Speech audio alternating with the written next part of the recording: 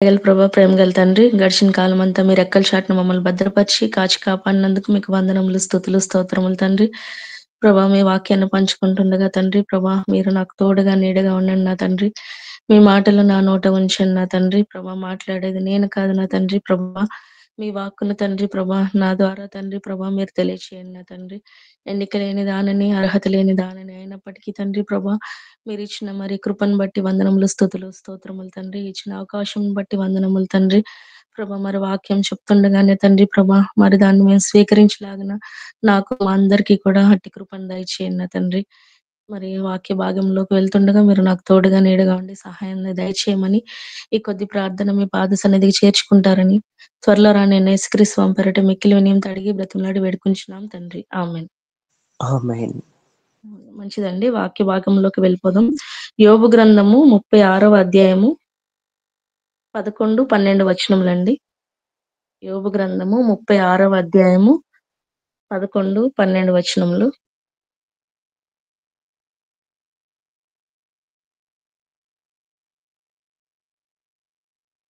వారు ఆలకించి ఆయనను సేవించిన ఎడల తమ దినములను క్షేమముగాను తమ సంవత్సరములను సుఖముగాను వెళ్ళబుచ్చెదరు. వారు ఆలకింపని ఎడల వారు బాణముల చేత కూలి నశించెదరు, జ్ఞానము లేక చనిపోయెదరు. ఇక్కడ మనం చూసినట్లయితే మరి వారు ఆలకించి ఆయనను సేవించిన ఎడల తమ దినములను క్షేమముగాను తమ సంవత్సరములను సుఖముగాను వెళ్ళబుచ్చెదరు అని ఇక్కడ వాక్య భాగం మనం చూస్తాము. మరి మనము క్షేమంగా మన దినములను సుఖముగా వెళ్ళబుచ్చాలి, లేదా ఈ సంవత్సరం అంతా మనం సుఖంగా ఉండాలి, లేదా రాబోయే సంవత్సరాల్లో కూడా క్షేమంగా ఉండాలి అంటే ఆ పై వచనం మనం చూసినట్లయితే 10వ వచనము, ఉపదేశమును వినుటకై వారి చెవిని తెరువజేయును, పాపమును విడిచి రండని ఆజ్ఞ ఇచ్చును. వారు ఆలకించి ఆయనను సేవించిన యెడల తమ దినములను క్షేమముగాను తమ సంవత్సరములను సుఖముగాను వెళ్ళబుచ్చెదరు. అంటే ఉపదేశం వినాలి. వినడానికి మనం చెవులను తెరవచేయాలి. ఉపదేశం విన్నాక మరి పాపాన్ని విడిచి రండని ఆజ్ఞ వచ్చినప్పుడు వారు దానిని ఆలకించి మరి దేవుణ్ణి సేవించిన యెడల మరి మనము మన దినములను, మన సంవత్సరంను సుఖంగా వెళ్ళబుచ్చుతామని ఇక్కడ వాక్య భాగంలో ఉంది. మరి మరి మనందరం గూడా నూతన సంవత్సరంలో ప్రవేశింపబడ్డాం గాబట్టి, మరి గడిచిన సంవత్సరం అంతా మరి దేవుని కృప వలన మనందరం మరి దేవుని కృపలో మనందరిని కాచి కాపాడిన దేవాదేవునికి వందనములు తెలియచేస్తూ, మరి కొత్త సంవత్సరంలోకి మనం అడుగుపెట్టాం గాబట్టి, మరి మన జీవితంలో కూడా మన దినములను సుఖంగా, మరి సంతోషంగా మరి వెళ్ళబుచ్చాలంటే మరి ఉపదేశమును వినుటకే మన చెవులను తెరవ చేయాలని ఉంది. ఉపదేశము అనగా ఆయన వాక్యం గాని, లేదా ఆయన మాటలు గాని వినడానికి మనం వేగిరంగా ఉండాలనేసి. మరి ఉపదేశములు అనగానే మరి చాలా మంది మనకి కొన్ని కొన్ని మంచి సలహాలిస్తూ ఉంటారు. మంచిగా ఉండండి, న్యూ ఇయర్ నుంచి ఇలా ఉండండి, అలా ఉండండి అని మన పెద్దవాళ్ళు గాని ఎవరన్నా చెప్తూ ఉంటారు. మనకు ప్రయోజనకరమైనది ఏదైనా సరే మనం వినడానికి, స్వీకరించడానికి మనం ముందుకు వెళ్ళాల్సిందిగా మరి దేవుడు మరి మనకి తెలియచేస్తున్నాడు. మరి ఉపదేశం అనగానే మనకి సామెతల గ్రంథంలో గూడా ఎక్కువ జ్ఞానం గురించి, ఉపదేశం గురించి కూడా తెలియచేస్తారు గదా! సామెతల గ్రంథం 1వ అధ్యాయము 8వ వచనంలో కూడా ఉంటది. నా కుమారుడా నీ తండ్రి ఉపదేశం ఆలకింపుము, నీ తల్లి చెప్పు బోధన త్రోసివేయకము అనేసి. మరి ఉపదేశం ఎవరు చెప్పినా సరే, మన తల్లిదండ్రులు మనకి ఉపదేశిస్తున్నప్పుడు, వాళ్ళు మనకి బోధిస్తున్నప్పుడు కూడా దాన్ని త్రోసివేయకుండా వినేవారముగా మనం ఉండాలి అనేసి వాక్యాన్ని బట్టి మనం అర్థం చేసుకోగలం. మరి ఉపదేశంని ఎవరు తిరస్కరిస్తారని మనం చూసినట్లయితే, మూర్ఖులు జ్ఞానమును, ఉపదేశమును తిరస్కరించుదురు. అంటే వాళ్ళకి చెప్పే మాటలన్నీ ఇంకా చెవిని పెట్టరమాట. మూర్ఖులేమనుకుంటారంటే, మేమే రైటు, మాకు వాళ్ళు చెప్పేదేంటి, మేమెందుకు వినాలన్న త్రోవలో వాళ్ళు జీవిస్తూ ఉంటారు. మరి మూర్ఖులైతే జ్ఞానమును, ఉపదేశమును తిరస్కరించరు. మరి మనం దేవుని వాక్యం వింటున్నాము, దేవుని ఉపదేశాన్ని వింటున్నాం గాబట్టి, మనం దేవుని ఉపదేశాన్ని త్రోసివేసే వారంగా కాకుండా, మరి దేవుని ఉపదేశాన్ని లేదా దేవుని మాటలను మనం గైకొనే వారంగా మనం ఉన్నట్లయితే, మనము మన దినములన్నీ కూడా క్షేమకరమైన దినములుగా మనకి ఉంటాయని ఈ వాక్య భాగంలో ద్వారా మనం గ్రహించగలుగుతాము. మరి బైబిల్ గ్రంథంలో మరి చాలా మంది భక్తులను మనం చూస్తూ ఉంటాం కదా! నోవహు గారిని గాని, అబ్రహాం గారు గాని, ఇస్సాకు గారిని గాని, యాకోబు గారిని గాని వీళ్ళందరూ గూడా మరి దేవుని మాటలకు లోబడి మరి ఆయన చెప్పినట్లు చేసి, మరి వాళ్ళ జీవితమంతా కూడా మరి మంచి వృద్ధాప్యమందే చనిపోయినట్లు మనకి కనిపిస్తది. అంటే దేవుని ఉపదేశానికి వాళ్ళు ఏమి అడ్డు చెప్పకుండా వాళ్ళకి ఎన్ని ఇబ్బందులు, ఎన్ని కష్టాలు ఎదురైనప్పటికీ దేవుని మాట కాదనకుండా వాళ్ళు వాళ్ళ జీవితాలను, వాళ్ళ ప్రయాణాన్ని సాగించినట్లు మనకు కనిపిస్తది. మరి ఉపదేశంను విని వాటి చొప్పున చేయడానికి లేదా పాపమును విడిచిపెట్టడానికి లేదా పాపం జరుగుతుంటే వాటినన్నిటిని మరి వాటన్నింటి నుండి విడిపించడానికి కూడా మరి ఈ ఉపదేశాన్ని మనం గ్రహించగలిగిన వారముగా ఉండాలి. మరి బైబిల్ గ్రంథంలో ఈ వచనానికి సరిపడే ఒక రాజు గారిని నేను మీకందరికి పరిచయం చేయాలనేసి అనుకుంటున్నాను ఈ ఉదయకాల సమయంన. మరి ఆయన కూడా మరి బైబిల్ గ్రంథంలో మరి ఉపదేశములను విని మరి వాటి ప్రకారం చేయాలి. వాటి ప్రకారం ఆ రాజ్యం ఉండాలని ఆయన ఎంతో ఆశపడ్డారు. మరి ఆ రాజు కోసం నేను ఈరోజు మీకు తెలియచేయాలనుకుంటున్నాను. ఆయన మరి యూదా రాజైనటువంటి యోషియా గారి గురించి ఈరోజు కొన్ని మాటలు మనం మరి జ్ఞాపకం చేసుకుందాం ఆయన గురించి. మరి ఈయన గురించి మనకి ఎక్కడ కనిపిస్తదంటే రెండవ గ్రంథము, రెండవ రాజులు 22వ అధ్యాయము, 22వ అధ్యాయము 23 22, 23 అధ్యాయాల్లో మనకి కనిపిస్తది.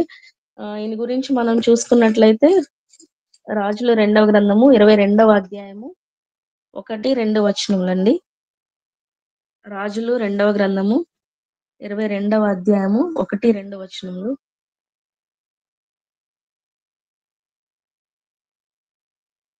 యోషియా ఏలనారంభించినప్పుడు చదవండి సిస్. చదవండి సిస్.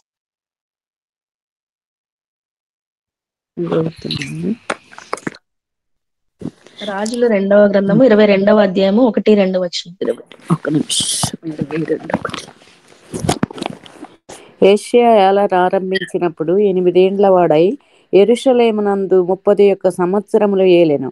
అతని తల్లి బొస్కతు ఊరివాడగు ఆదాయాకు కుమార్తె అయిన ఏదీదా. అతడు యెహోవా దృష్టికి యథార్థముగా నడుచుచు కుడి ఎడములకు తిరుగక తన పితరుడగు దావీదు చూపిన ప్రవర్తనకు సరిగా ప్రవర్తించెను. రాజైన యోషియా ఏలుబడిలో చాలా సిస్టర్. ఇక్కడ చూసినట్లయితే మరి యోషియా గారి గురించి ఇక్కడ మనకి చెప్పబడింది. ఈయన 8 సంవత్సరములకే రాజైనట్లు ఇక్కడ మనకి కనిపిస్తుంది. ఇతని తండ్రి ఎవరు అని మనం పై అధ్యాయాల్లో చూసినట్లయితే ఆమోను గారు ఇతని తండ్రి. అలాగే మనష్షే యొక్క మనవడు ఈ యోషియా గారు. ఆమోను వాళ్ళ తండ్రి మనష్షే. మనష్షే మనవడు ఈ యోషియా గారు. ఈ యోషియా గారు మరి చిన్నప్పటి నుండి 8 సంవత్సరములకే రాజయ్యి ఆయన మరి వాళ్ళ తండ్రి మాత్రం చెడు నడత నడిచాడు. అంటే వాళ్ళ బయలుదేవతలకి గాని లేదా అక్కడున్న వేరే విగ్రహాలకి వాళ్ళు బలులు అర్పిస్తూ వాటిని పూజించేటట్లు యూదా ప్రజలందరూ గూడా అలాగా ఉంటున్న సమయంలో మరి ఆమోను గారు కూడా ఏమి మరి అలా చెయ్యొద్దు అని చెప్పినట్లు ఇక్కడేం కనిపించలేదు. వాళ్ళు చేసే పనులు వాళ్ళు చేస్తున్నారు. విగ్రహాలకు అర్పిస్తూ, విగ్రహాలను పూజిస్తూ ఉండేవారు. కానీ యోషియా మాత్రం మరి ఆయన చిన్ననాటి నుండే మరి దేవుణ్ణి ఎరిగి, దేవుని వాక్యాలను వింటూ, మరి యెహోవాకే మనం మరి బలి అర్పించాలి. వేరే దేవతలకు బలి అర్పించకూడదు. యెహోవాకు మాత్రమే ప్రార్థన చేయాలని ఆయన గుర్తెరిగి, మరి ఆయన రాజు అయిన చిన్నతనంలోనే అంటే 12వ సంవత్సరంలోనే అతను అక్కడ దేశంలో ఉన్న విగ్రహాలన్నింటిని పడగొట్టి, ఇంక అక్కడున్న బలిపీఠాలను గూడా పడగొట్టి, అంతా దేవుడికి ఇష్టమైనట్లు చేయాలనే ఆసక్తి ఆ చిన్న వయసులోనే ఉన్నట్లు మనం గ్రహిస్తాము.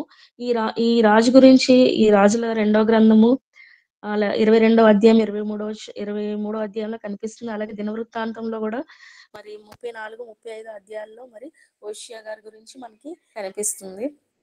మరి చూసినట్లయితే మరి రాజు చిన్ననాటి నుండే మరి దేవుని ప్రజలు ఎలా ఉండాలి, యెహోవా దేవుణ్ణి మరి సేవ చేయాలి అన్న ఆసక్తి ఈ రాజులో మనకి కనిపిస్తుంది. అలాగే ఈయన 18వ సంవత్సరము వచ్చేటప్పటికి ఈయన ఏమనుకుంటాడు అని మనం చూసినట్లయితే అంటే ఈయన దే దేవుని మందిరాన్నంతా బాగు చేయాలి, లేదా పాడైన స్థలములను మళ్ళీ బాగు చేయాలి, దేవుని మందిర పనులు చేయాలి అనేసి మరి డబ్బులు మరి మందిరంలో ఉన్న యెహోవా మందిరంలో ఉన్న మనీ అంతా కలెక్ట్ చేసి మరి ఈ పనులన్నీ చేయడానికనేసి అతని దగ్గర ఉన్న శాస్త్రిని మరి మందిరానికి పంపిస్తాడు. అప్పటి కాలంలో ఆహ్, యాజకుడు ఆ రాజు ఉన్న టైంలో యాజకుడు హిల్కీయా గారు ఉంటారు. ఆయన దగ్గరికి వెళ్లి మరి డబ్బులంతా కలెక్ట్ చేసి మరి ఈ మందిరానికి సంబంధించి లేదా మళ్ళీ పునర్నిర్మాణం చేయడానికి సంబంధించిన పనులన్నీ చేయడానికి మరి ఆ మనీనంతా కలెక్ట్ చేసి ఇవ్వమని చెప్పినప్పుడు, ఆ హిల్కీయా గారు అక్కడున్నదంతా తీసుకొనొచ్చి మరి ఇస్తారు. ఆ టైంలోనే మరి హిల్కీయా గారికి ఒక గ్రంథము ధర్మశాస్త్రము అక్కడ దొరుకుతదనమాట. అది గూడా ఒక కుండలో మరి దొరుకుతుంది. అప్పట్లో మరి గ్రంథం బైబిల్ ఒక బుక్కులాగా లేదు గానీ, మరి చర్మపు కాగితాల్లో చుట్టలు చుట్టబడి ఉన్నప్పుడు ఆ గ్రంథం వాళ్ళకి దొరికినప్పుడు, ఆ హిల్కీయా గారు ఆ శాస్త్రికి దానినిచ్చి మరి రాజుకు అప్పచెప్పమన్నప్పుడు మరి ఆ మాటలు విని మరి రాజు మనకి మరిక్కడ చూసినట్లయితే ఇదే 22వ అధ్యాయము 10, 11 వచనములు చదివినట్లయితే, యాజకుడైన హిల్కీయా నాకు ఒక గ్రంథమును అప్పగించినని రాజుతో చెప్పి, ఆ గ్రంథమును రాజు సముఖమందు చదివెను. రాజు ధర్మశాస్త్రము గల ఆ గ్రంథపు మాటలు వినినప్పుడు తన బట్టలు చింపుకొనెను.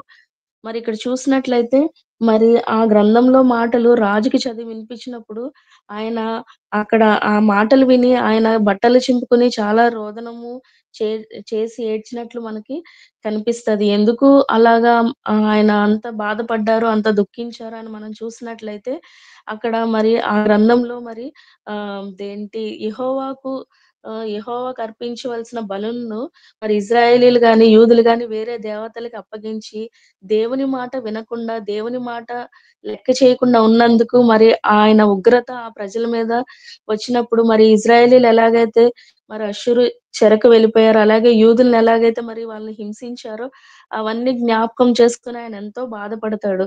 మరి మన పితరులు ఇలా చేసి ఇంత దేవునికి దుఃఖాన్ని కలిగించారని ఆయన విని ఆయన ఎంతో బాధపడతారు. మళ్ళీ అవి అందులో ఉన్నది కరెక్టా? కాదా? అందులో ఉన్నది నిజమేనా? లేదంటే ఏంటి దాని అర్థం అనేసి అక్కడ హుల్దా అనే ప్రవక్తని ఈ అధ్యాయం అంతా చదువుకున్నట్లయితే మనకి ఆ మాటలు అలాంటివా? కావా? అని తెలియచేయడానికి మరి హుల్దా అనే ప్రవక్తని దగ్గరికి ఈ హిల్కీయాని గాని, ఇంకా అలాగే మరి శాస్త్రులను, అధికారులను పంపించి ఏ ఏమి రాసుందని క్లియర్‌గా తెలుసుకోవడానికనేసి యోషియా రాజు అక్కడ పంపించినప్పుడు, ఆ ప్రవక్తని చెప్తది. ఇందులో ఉన్నది నిజమే. ఆహ్, దేవునికి కోపాన్ని రగిలించారు. ఎందుకు అంటే దేవుని మాట వినకుండా అన్య దేవతలను పూజించారు. దేవుని ఆగ్రహానికి మరి వాళ్ళు బలయ్యారు. అలాగే ఈ సమయంలో కూడా అంటే నేను చెప్పిన మనష్షే చేసిన మరి ఆ క్రూరం ఆయన చేసిన మరి దేవునికి అవిధేయతగా జీవించిన విధానాన్ని బట్టి మరి నేను ఈ కీడంతటిని కూడా రప్పిస్తాను అనేసి మరి తప్పకుండా ఈ దేశం మీదకి వస్తాది నా ఉగ్రత అని చెప్పినప్పుడు మరెంతో మరి బాధాకరమైన విషయం చెప్తది. అయినప్పటికీ ఇంకొక మాట కూడా చెప్తది.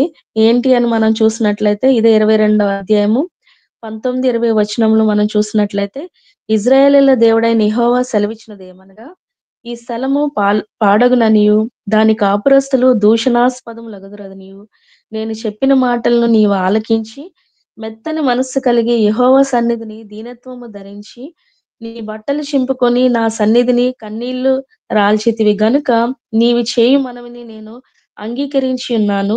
నేను నిన్ను నీ పితరుల యొద్ద చేర్చుదును. నీవు నెమ్మది నొందిన వాడవై సమాధికి బడుదువు. నేను ఈ స్థలం మీదికి రప్పింపబోవు కీడును నీవు నీ కన్నులతో చూడవు. ఇదే యెహోవా వాక్కు. అంతట వారు ఈ వర్తమానంను రాజునొద్దకు తెచ్చిరి. ఇక్కడ చూసినట్లయితే మరి కీడంతటిని రప్పిస్తాను దేవుడని ముందుగానే మరి ప్రవక్తల ద్వారా ప్రవచించి చెప్పించాడు. మరి ఆ యూదా రాజులు గాని, ఇశ్రాయేల్ రాజులు గాని ఇలాంటి కీడు చేసి మరి దేవుని ఉగ్రతకు వాళ్ళు పాలయ్యారు. ఇక్కడ చూసినట్లయితే మరి యోషియా గారిని బట్టి దేవుడు ఇస్తున్న మాటేంటంటే, మరి నువ్వు బ్రతికుండగా నేను ఈ కీడుని ఇక్కడికి రప్పించెను. నీవు నీ కన్నులారా ఈ కీడును నువ్వు చూడవు. ఎందుకు అంటే నువ్వు దీన మనస్సు గలిగి ఉన్నావు. నా సన్నిధిన నీవు కన్నీళ్లు రాల్చితివి అని మరి యోషియా గారి గురించి దేవుడు మాట్లాడుతున్నటువంటి మాటలు. మరి ఆయన దేవుని సన్నిధిలో ఎంత తగ్గింపు ఉండి మరి దేవునికే మరి మనం మ్రొక్కాలి, దేవుణ్ణే ఆరాధించాలన్న పట్టుదలతో ఉన్న యోషియాని బట్టి దేవుడు ఎంతో సంతోషిస్తూ ఈ మాటలు చెప్పడం జరుగుతుంది. ఆ తర్వాతే మరి గ్రంథంలో చెప్పిన మాటలన్నీ అంటే యెహోవానే సేవించాలన్నప్పుడు ఇంకా యోషియా గారు ఆ మాట విని, ఆ మాట ప్రకారం ఇంకా జనులందరూ చేయాలని చాలా మరి దృఢ సంకల్పంతో అక్కడున్న విగ్రహాలను గాని, దేవతా స్తంభాలను గాని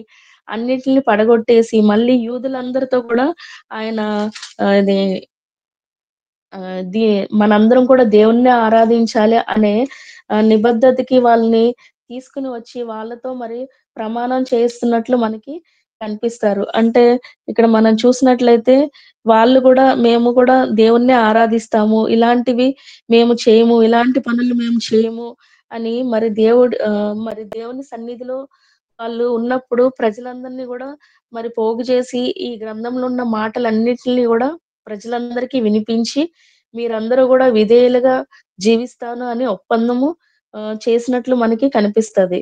ఇక ఇది ఎక్కడ కనిపిస్తది అంటే రెండవ దినవృత్తాంతంలో 34వ అధ్యాయము 33వ వచనము.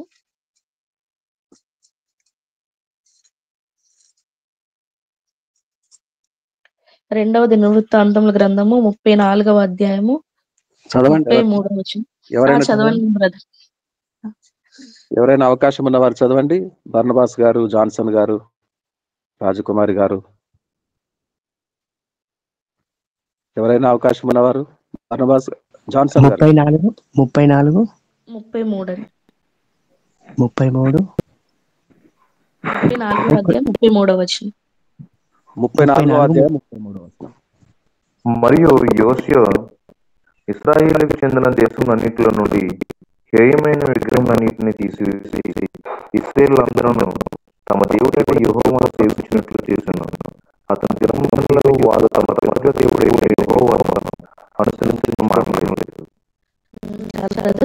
ఇక్కడ చూసినట్లయితే మరి యోషియా గారు వాళ్ళందరిలో కూడా మరి దేవునితో మనం నిబంధన చేసే దేవుని ఆరాధించాలి, యెహోవా దేవుని మాత్రమే ఆరాధించాలి, ఇలాగే చేయాలి అని చెప్పినప్పుడు వాళ్ళందరూ కూడా మరి యోషియా గారి మాట విని మరి ఇశ్రాయేలీయులందరూ తమ దేవుడైన యెహోవాను సేవించినట్లు చేసెను. అతని దినములన్నీ వారు తమ పితరుల దేవుడైన యెహోవాను అనుసరించడం మానలేదు. ఇక్కడ చూసినట్లయితే మరి యోషియా గారు మరి దేవుని మాటల్ని విని ఆ మాటలు చొప్పున అలా జరిగించాలని ఎంతో ఆసక్తితో ఉన్నట్లు మనకి కనిపిస్తది. మరి దేవుని ప్రజలు దేవుణ్ణి తప్ప వేరే విగ్రహాలను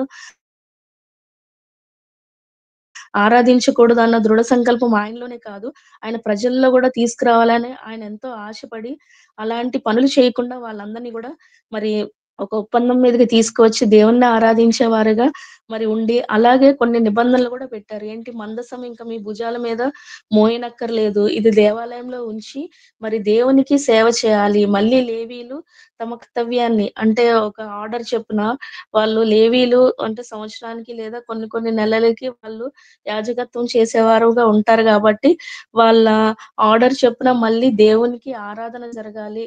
ఈ మందిరంలోనే ఆరాధన జరగాలి. మందసం ఇక్కడే ఉండాలని ఒక ఆజ్ఞను కూడా జారీ చేస్తాడు. అంటే దేవుడికి ఇష్టమైన పనులన్నీ చేసే వ్యక్తిగా ఇక్కడ యోషియా రాజు గారు మనకి కనిపిస్తాడు. అంటే ఆయన చిన్నప్పటి నుంచి మరి దేవుని గురించి విన్నాడు. దేవుని పట్ల ఆసక్తి ఉంది. అలాగే పెద్దయ్యాక కూడా దేవుని మాటలు ఆయన గ్రంథంలో రాసిన మాటలు వినినప్పుడు వాటిల్ని ఆయన త్రోసిపుచ్చి వేయకుండా మరి రాజును కదా నేనెందుకు చేయాలి అనే అహంభావం ఆయనలో లేకుండా దేవుణ్ణి ఆరాధించాలి, దేవుణ్ణి మాత్రమే ఆరాధించాలనే దృఢ సంకల్పంతో మరి అక్కడున్న మరి దేవతా విగ్రహాలన్నీ పడగొట్టి, ఉన్నత స్థలములన్నిటిని పడగొట్టి, దేవుణ్ణి మాత్రమే యెహోవా దేవుణ్ణి మాత్రమే ఆరాధించే ప్రజలుగా వాళ్ళందరినీ గూడా చేయాలని ఆయన ఆశపడ్డాడు. మరి ఆయన బ్రతికున్న దినములంతా కూడా మరి ఇశ్రాయేలీయులు యెహోవా దేవుడిని ఆరాధించారనేసి మనకి ఇక్కడ కనిపిస్తుంది. మళ్ళీ ఇదంతా అయిన తర్వాత ఆయన పస్కా పండుగను ఆచరించినట్లు మనకి కనిపిస్తుంది. మరి ఈ పస్కా పండుగ ఎంత ఘనంగా ఆచరించారని మనం చూసినట్లయితే ఇదే దినవృత్తాంతముల గ్రంథము 35వ అధ్యాయము 16-19 వచనములు బ్రదర్. 35వ అధ్యాయము 16-19 వచనములు.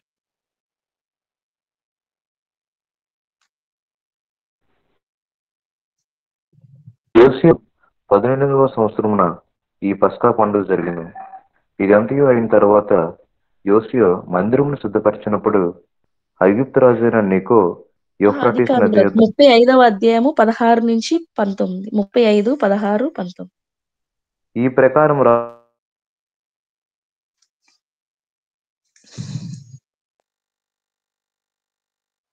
చేత జరిగిను. మీ వాయిస్ బ్రేక్ అవుతుంది.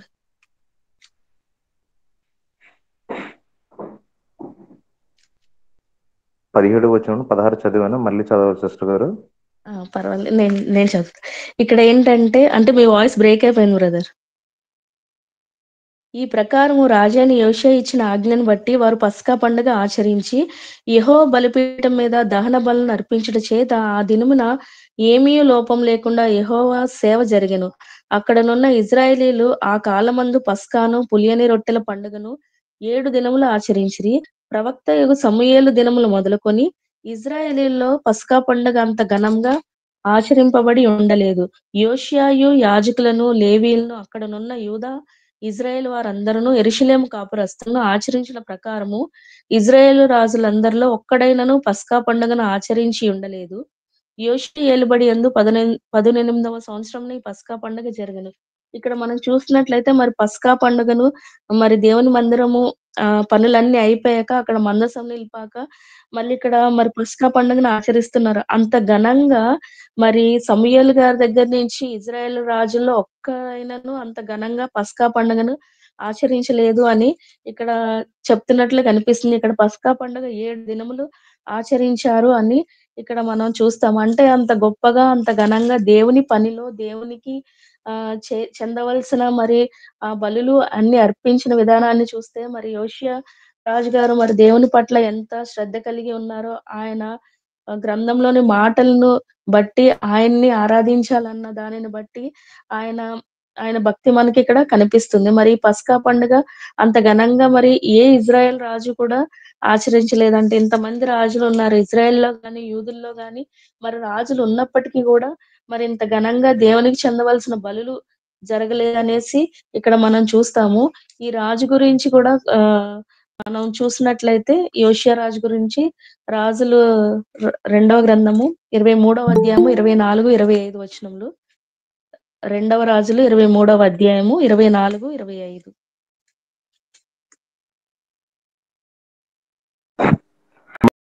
కర్ణపిశాచ గలవారిని చదవండి బ్రదర్. యూదా దేశమందును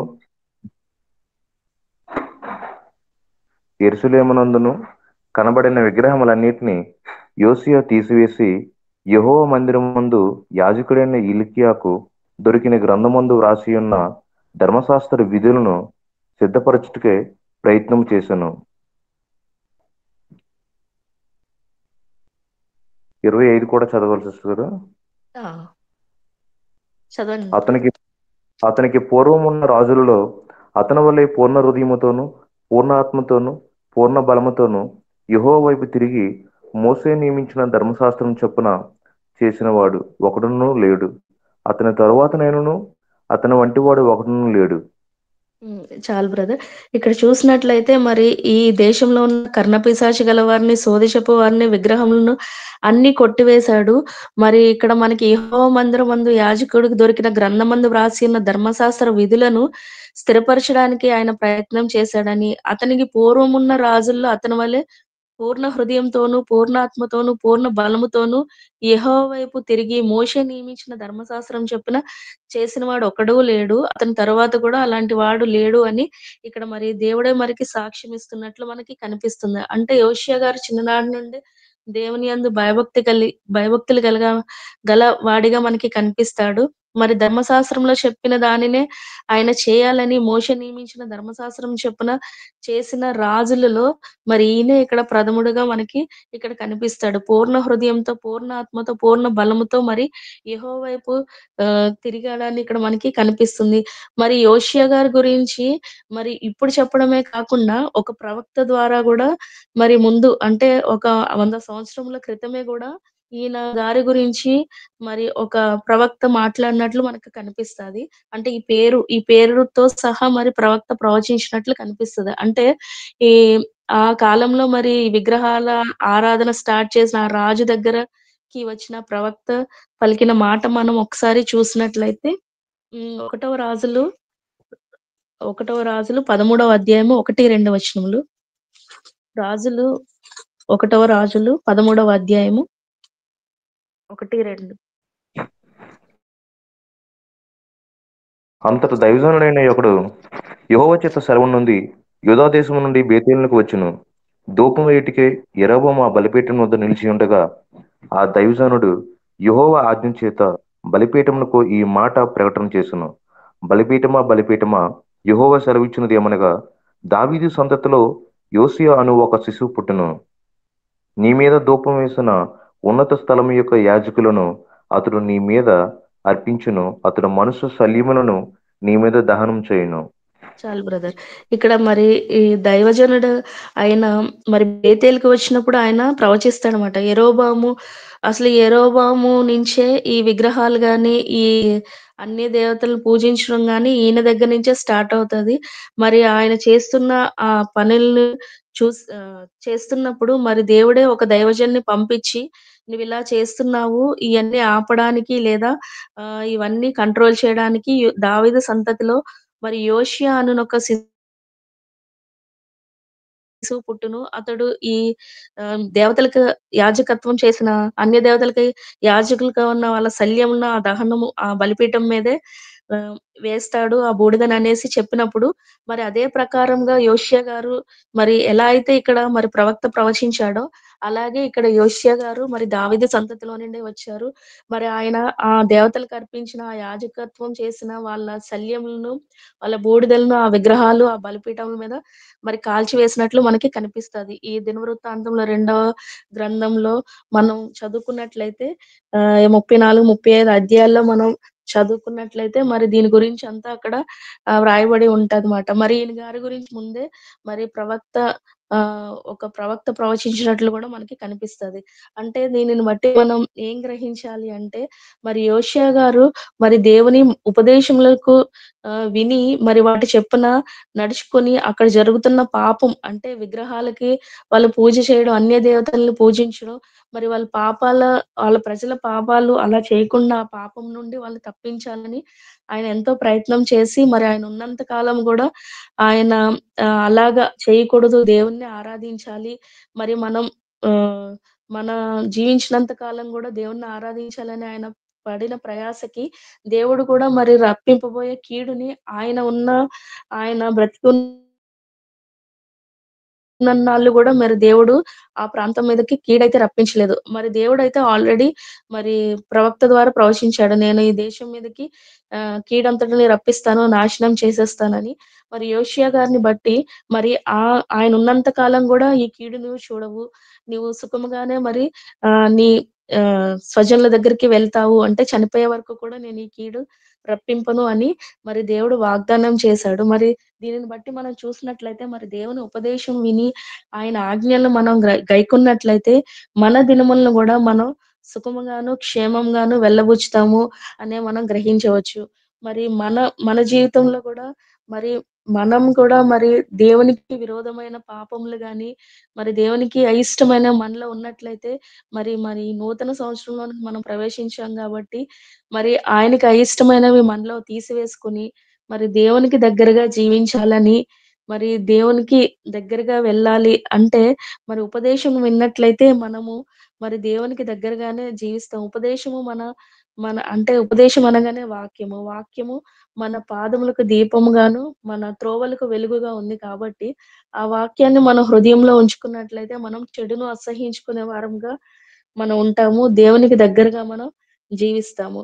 మరి ఈ రాజుగారు మరి ఇలాగ దేవుని మాటలు విని మరి మంచిగా జీవించారు. మంచిగా ప్రజలందరిని కూడా పరిపాలించారు. కాకపోతే మరి ఈయన ఎలా చనిపోయారని కూడా మనం కన్‌క్లూజన్ రావాలి కదా! ఎలా చనిపోయారని కూడా మనం చూసుకున్నట్లయితే మరి ఇదే దినవృత్తాంతముల గ్రంథము 35వ అధ్యాయము 20-24 బ్రదర్.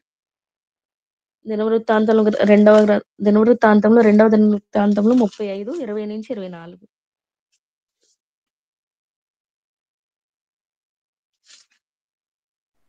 35, 24. 20-24. 35, 20, 24. ఇదంతయు అయిన తర్వాత యోషువ మందిరమును సిద్ధపరిచినప్పుడు ఐగుప్తు రాజైన నెకో యూఫ్రటీసు నది యొద్దనున్న కర్కెమిస్ మీదకి దండెత్తి వెళ్ళుచుండగా యోషువ అతని మీదకి బయలుదేరాను. అయితే రాజైన నెకో అతని యొద్దకు రాయబారులను పంపి, యూదా రాజా, నీతో నాకేమి? పూర్వం నుండి నాకు శత్రువులగు వారి మీదకి గాని నేడు నీ మీదకి నేను రాలేదు. దేవుడు త్వర చేయమని నాకు ఆజ్ఞాపించిన కనుక దేవుడు నాతో కూడా ఉండి నేను నశింప చేయకుండానట్లు ఆయన జోలికి నీవు రావద్దని చెప్పని ఆజ్ఞాపించను. అయినను యోషువ అతనితో యుద్ధం చేయగోరి అతని యుద్ధ నుండి తిరిగిపోక మారువేషం ధరించుకొని యెహోవా నోటి మాటలుగా పలకబడిన నెకో మాటలను వినక మిగిద్దు లోయయందు యుద్ధం చేయవచ్చును. విలుకాండ్రు రాజైన యోషువ మీద బాణములు వేయగా రాజు తన సేవకులను చూచి, నాకు ఒక గొప్ప గాయము తగిలను, ఇక్కడ నుండి నన్ను కొనిపోవుడని చెప్పెను. కావున అతని సేవకులు రథం మీద నుండి అతను దింపి అతనికున్న వేరు రథం మీద అతను ఉంచి యెరూషలేమునకు అతను తీసుకుని వచ్చిరి. అతడు మృతి పొంది తన పితరుల సమాధిలో ఒకదాని యందు పాతిపెట్టబడెను. యూదా యెరూషలేము వారందరూ యోషువ చనిపోయినని ప్రలాపం చేసిరి. చాలు బ్రదర్. ఇక్కడ చూసినట్లయితే మరి యోషియా రాజు మరి దేవునికి ఎంతో విధేయుడిగా ఉన్నాడు. దేవుని మాటలు విన్నాడు. దేవునికి అనుగుణంగా దేవుని ప్రజలను కూడా మార్చి మరి ఆయన్ని సేవించే ప్రజలుగా మరి చేశాడు. మరి ఈయన ఇక్కడ చూసినట్లయితే ఆయన లాస్ట్ మూమెంట్‌లో అంటే దేవుడు వాక్యంతో మాట్లాడతాడు. లేదా వేరే యాజకులతో మాట్లాడతారు. లేదా వేరే ఎలా అన్నా దేవుడు మాట్లాడించగల దేవుడు. అంటే అక్కడ అపాయం వస్తున్నప్పుడు, మరి ఉపద్రవం వస్తున్నప్పుడు దేవుడు తప్పించాలంటే దేవుని మాటలు ఎలా అయినా మనకి వినిపిస్తాయి. అంటే ఉపదేశం మనం వినాలి. ఇక్కడ ఈయన అంత మంచిగా ఉన్నప్పటికీ మంచివాడే. ఈయనేం చెడు నడత నడవలేదు. చెడుగా జీవించలేదు. కాకపోతే ఇక్కడ ఈయన చనిపోయే విషయంకొస్తే మనకు కొంచెం బాధాకరంగా అనిపిస్తది. ఇక్కడ చూసినట్లయితే ఇదంతా అయిన తర్వాత యోషియా మందిరం సిద్ధపరిచినప్పుడు ఐగుప్తు రాజైన నెకో యూఫ్రటీస్ నది యొద్దనున్న కర్కెమీషు మీదకి దండెత్తి వెలుచుండగా యోషియా అతని మీదకి బయలుదేరాను. ఇక్కడ ఐగుప్తు రాజైన నెకో వేరే దేశం మీదకి, వేరే ప్రజల మీదకి యుద్ధానికి వెళ్తున్నాడు. వీళ్ళ దగ్గరికైతే రావట్లేదు. కర్కెమీషు అంటే అష్షూరు వాళ్ళ ప్రాంతంలో వెదికి ఈ ఐగుప్తు రాజు దండెత్తి వెళ్తున్నప్పుడు ఆహ్, ఈ ఈ రాజుకెందుకు అంటే కొన్ని కొన్ని సార్లు మనకు అనవసరమైన విషయాల్లో కూడా మనం కలుగ చేసుకుంటూ ఉంటాము. అంటే మనకు సంబంధించింది కాదు అయినప్పటికీ మనం కొన్ని సార్లు అంటే తప్పుడు నిర్ణయాలు అంటే తప్పుడు త్రోవల్లో మనం వెళ్తూ ఉంటాం. మనకి సంబంధించింది కాదు. ఒక్కొక్కసారి దేవుడు మనకి తెలియచేస్తూనే ఉంటారు. మీరు అలా అటువైపు వెళ్ళకూడదు, అలా వెళ్ళకూడదు అన్నట్లు తెలియజేస్తాడు. అయినా మన మూర్ఖత్వంతో మన మన స్వంత నిర్ణయాలతో మనం ముందడుగులు వేస్తూ ఉంటాం. అలాగే ఇక్కడ ఈ రాజుని చూసినట్లయితే నేను వేరే దేశం మీదకి వెళ్తున్నాను. అయినప్పటికీ మరి యోషియా అతని మీదకి బయలుదేరనుంది. అయితే రాజైన నెకో అతని యొద్దకు రాయబారులను పంపి, యూదా రాజా, నీతో నాకేమి? పూర్వం నుండి నాకు శత్రువులుగా వారి మీదకే గాని నేడు నీ మీదకి నేను రాలేదు. దేవుడు త్వర చేయమని నాకు ఆజ్ఞాపించిన గనుక దేవుడు నాతో కూడా ఉండి నిన్ను నశింపజేయకుండానట్లు ఆయన జోలికి నీవు రావద్దని చెప్పనాజ్ఞాపించెను. ఇక్కడ క్లియర్‌గా చెప్తున్నారు. దేవుడే ఆజ్ఞాపించాడు. "నువ్వు నా జోలికి రావద్దు. నువ్వు నశింప చేయకుండా ఉండాలి అంటే నువ్వు నా జోలికి రావద్దు" అని ఇక్కడ దేవుడు మరి పలికినటువంటి మాటలను రావద్దు అని వాళ్ళ రాయబారులతో చెప్పినప్పుడు అయినా సరే ఈయన వినిపించుకోకుండా ఆయన జోలికి నీవు రావద్దని చెప్పనాజ్ఞాపించెను. అయినను యోషియా అతనితో యుద్ధం చేయగోరి అతని యొద్ద నుండి తిరిగిపోక మారువేషం ధరించుకొని యెహోవా నోటి మాటలుగా పలకబడిన నెకో మాటలను వినక మెగిద్దో లోయయందు యుద్ధం చేయవచ్చును. ఇక్కడ ఆల్రెడీ యెహోవా నోటి మాటలు పలకబడిన మాటలు, నెకో మాటలు అని ఇక్కడ క్లియర్‌గా రాసి ఉంది. అయినప్పటికీ కూడా మరి ఈయన ఈ చిన్న ఈ కొద్ది మాటలు కూడా ఆయన వినలేకపోయారు. అంటే ఆయన దేవుడి మాటలు విన్నాడు. అంతా మంచిగా ప్రవర్తించాడు. అయినప్పటికీ ఇక్కడ ఆల్రెడీ చెప్తున్నారు కదా! మరి దేవుని మాటలుగా చెప్పబడిన మాటలు వినమని చెప్తున్నారు. "నీవు చనిపోతావు. నువ్వు రావద్దు. నేను నీ మీదకి యుద్ధానికి రావట్లేదు కదా! నేను వేరే వాళ్ళ దగ్గరికి యుద్ధానికెళ్తున్నాను. నువ్వు నాతో నీకేంటి రావద్దు" అన్నప్పుడు మరి యోషియా ఆ మాటలు వినకుండా, లెక్క చేయకుండా, మారు వేషం వేసుకొని, ధరించుకొని మరి యుద్ధం భూమిలో ఉన్నప్పుడు మరి విలుకాండ్రు అతను రాజని తెలీదు. మారువేషం వేసుకున్నాడు కాబట్టి విలుకాండ్రు వాళ్ళు బాణం వేసినప్పుడు ఆయనకి ఆ బాణములు తగిలి చనిపోయినట్లు మనకు కనిపిస్తది. అంటే ఇక్కడ యోషియా రాజు గారి దగ్గర నుంచి మనం కొన్ని మంచి విషయాలు అలాగే కొంత చెడు కూడా మనం నేర్చుకోగలం. అంటే ఎలాగ తప్పించుకోగలము అన్న విషయాన్ని కూడా మనం నేర్చుకోవాలి. ఎందుకంటే ఇక్కడ మాటలు విన్నాడు. దేవుని మాటలు విని మరి దేవునికి నచ్చినట్లు జీవించాడు. ఆయన జీవితమంతా జీవించారు. కాకపోతే ఇక్కడ దేవుడు మరి నెకో ద్వారా కూడా మరి పలికిస్తున్నట్లు ఆ మాటలు ఈయన గ్రహించలేకపోయాడు. యుద్ధానికి వెళ్ళవద్దు అన్నా సరే మరి ఆయనకి సంబంధించిన యుద్ధం కాకపోయినప్పటికీ వేరే వాళ్ళ మీద యుద్ధం జరుగుతున్నప్పుడు ఈయన మరి ఆయన సొంత నిర్ణయం తీసుకొని మరి మారువేషం వేసుకొని యుద్ధంలో పాల్గొని ఆయన ప్రాణాలే కోల్పోయినట్లు మనకిక్కడ కనిపిస్తది. అంటే మరి యోషియా రాజు అంత మంచిగా బ్రతికి కూడా మరి లాస్ట్ మూమెంట్‌లో కూడా ఆ మాటలు దేవుని మాటలని గ్రహించలేకపోయాడు అన్న చిన్న ఆలోచన నాకైతే కలిగింది. మరి మనం గూడా దేవుని మాటలు కొన్ని కొన్ని సార్లు వింటాం. కొన్ని కొన్ని సార్లు వినలేకపోతాం. అది గ్రహించలేకపోతాం.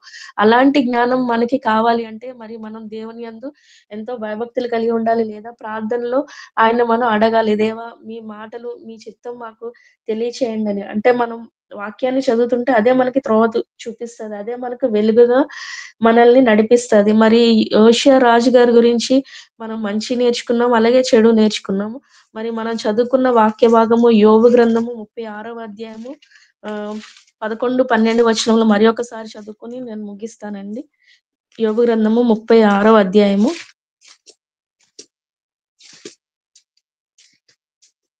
11, 12 వచనంలో వారు ఆలకించి ఆయనను సేవించిన యెడల తమ దినములను క్షేమముగాను, తమ సంవత్సరములను సుఖముగాను వెళ్ళబుచ్చెదరు. వారు ఆలకింపని యెడల వారు బాణముల చేత కూలి నశించెదరు. జ్ఞానము లేక చనిపోయెదరు. ఇక్కడ చూసినట్లయితే నాకు అంటే ఈ వచనాలు చదువుతున్నప్పుడు నాకు ఆ రాజుగారు జ్ఞాపకం వచ్చి నేను ఆ రాజుగారిని ఎగ్జాంపుల్‌గా తీసుకొని వివరించడం జరిగింది. అంటే మరి ఆయన ఆలకించినప్పుడు దేవుని మాటలు విని ఆయన ఆలకించినప్పుడు ఎంతో మంచి చేశారు. ఆయన సంవత్సరంలో లేదా వాళ్ళ ఇశ్రాయేలీయులు యూదా ప్రజలందరిని కూడా మరి యెహోవా వైపు తిప్పాడు. తమ సంవత్సరం సుఖముగాను వెళ్ళబుచ్చెదరు. ఇక్కడ మరి 12వ వచనం చూసినట్లయితే వారు ఆలకింపని యెడల వారు బాణముల చేత కూలి నశించెదరు. జ్ఞానం లేక చనిపోయెదరు. ఇక్కడ మరి నెకో రాజు మరి రాయబారులను పంపించి మరి మాట్లాడుతున్నాడు. నేను నీ మీదకి రావట్లేదు. నువ్వు రాకు. దేవుడే నాకు ఈ మాటలు చెప్తున్నాడని చెప్పినప్పుడు ఆయన గ్రహించలేకపోయాడు. అంటే జ్ఞానము గా ఆలోచించలేక చనిపోయినట్లు మనకు కనిపిస్తుంది. ఈ వచనం చూసినట్లయితే వారు ఆలకింపని యెడల వారు బాణముల చేత కూలి నశించెదరు. జ్ఞానం లేక చనిపోయెదరు అని మనం గ్రహించగలుగుతాం. మరి ఈ యోషియా రాజు గారి గురించి మనం ఆయన మాటలు విని దేవునికి విధేయుడిగా ఉన్నాడు. అలాగే ఒక్కొక్కసారి దేవుని ఉపదేశంలో మాటలు వినకపోతే కూడా ఎంత ప్రమాదంలో పడతామో మరి మనం గ్రహించగలుగుతాము. మరి మనకి జ్ఞానము మనకి మనకి జ్ఞానం కావాలన్నా మరి వాక్యాన్నే మనం గ్రహించాలి. వాక్యాన్నే చదవాలి. వాక్యం ద్వారానే మనం జ్ఞానం సంపాదించుకోగలం. 119 కీర్తనలో ఒక మాట ఉంటది. 119 100వ వచనంలో ఒక మాట మనం చూసినట్లయితే నీ ఉపదేశములను నేను 119 కీర్తన 100 వచనం. నీ ఉపదేశములను నేను లక్ష్యం చేయుచున్నాను. కావున వృద్ధుల కంటే నాకు విశేష జ్ఞానం కలదు. మనకి జ్ఞానం కావాలి అంటే ఉపదేశములను మనం గ్రహించాలి. వాటి యందు మనం లక్ష్యం ఉంచాలి. దేవుని వాక్యమును మనం శ్రద్ధగా వినాలి. దేవుని బోధనలు మనం శ్రద్ధగా వినాలి. ఉపదేశమును అంగీకరించే వారంగా ఉండాలి. మన సంవత్సరములు, మన దినములు క్షేమంగా ఉండాలంటే మరి ఆయన ఉపదేశాన్ని అంగీకరించి పాపమునకు దూరంగా, చెడుకు దూరంగా జీవించే వారంగా మనందరం ఉండాలనేసి నేను ఈ ఉదయకాల సమయంలో మరి ఈ వాక్య భాగం మీతో పంచుకోవడం జరిగిందండి. మరి యోషియా గారి గురించి మనం మంచి నేర్చుకున్నాము. అలాగే చెడు కూడా మరి నేర్చుకున్నాము. మరి ఉపదేశం మనం కూడా వినే వారంగా ఉండాలని కోరుకుంటూ మరి ఈ వాక్య భాగాన్ని నేను ముగిస్తున్నాను. ఉన్నానండి. అందరికీ వందనములండి. దయతో మన్నించండి. ఏమన్నా మిస్టేక్స్ ఏమన్నా చెప్పి ఉంటే అందరికీ వందనాలు. ఆమేన్. దేవుని పరిశుద్ధ నామమునకు స్తోత్రం కలుగును గాక. చక్కగా వాక్య పరిచయం చేసి చాలా సంగతులు మనం నేర్చుకొనుటకు మనతో మాట్లాడిన కుమార్తె ప్రేమలతకు వందనాలు. God bless you. Mahima Kumaramma garu చిన్న ప్రార్థన చేయండి. హిందీ సమయం అయింది, చాలా మంది వచ్చేస్తున్నారు. ముగింపు ప్రార్థన తాడిపల్లిగూడెం పాస్టమ్మ గారు, మహిమ కుమారమ్మ గారు ప్రార్థన చేసుకుందాం అండి. దేవాది దేవునికి బాబు వారి కుటుంబానికి చేరి వచ్చిన వారందరికీ